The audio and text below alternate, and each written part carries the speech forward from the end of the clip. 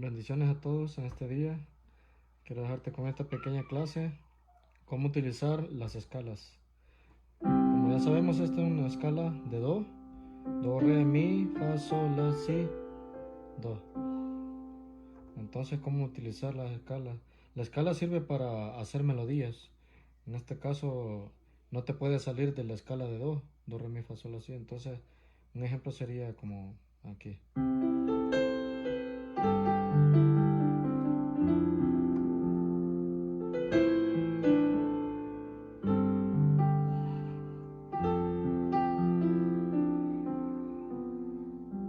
Siempre vas utilizando las mismas entre la escala de las notas do, re, mi, fa, sol, la, si, pero sin salirte.